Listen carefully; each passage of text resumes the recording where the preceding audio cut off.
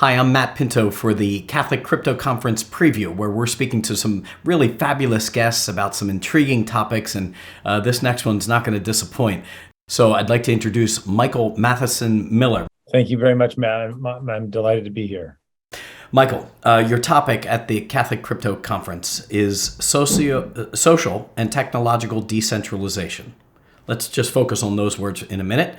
Blockchain, civil society, and the church. What do you mean when you say social decentralization? So you have the individual and you have the collective, but Tocqueville warns us, well, actually, individualism leads to centralization, and then they exacerbate each other. So the answer to that is associationalism, right? And that is connected to the Catholic principle of subsidiarity, where instead of thinking of ourselves as this radical individual against this Leviathan state, we're actually in multiple associations. The first, of course, is the family, which is a pre-political unit, right? The family is not determined by the state. It's recognized by the state. Right. It's not created by the state. But then there's all these other associations.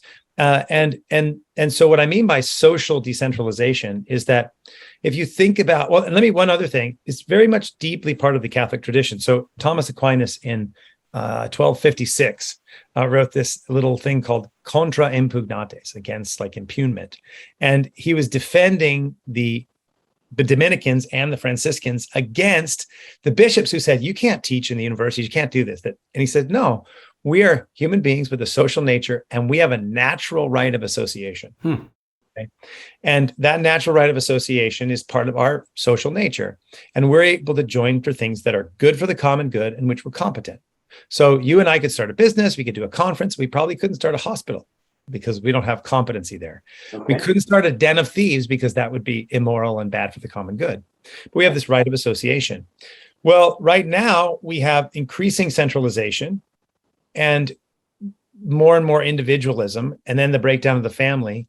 And so people are kind of they're lacking any kind of, not everyone, but increasing numbers of people are lacking connectivity.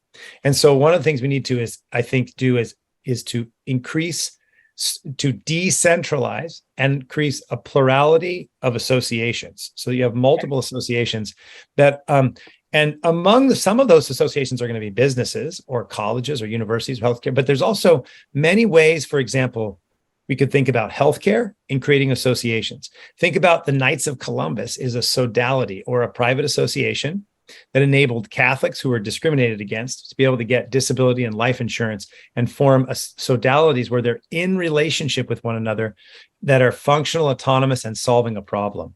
So it's not just an association. It's not just you and I go together and have a drink or play golf, but we actually do something together that benefits ourselves and others. They're mutual aid societies.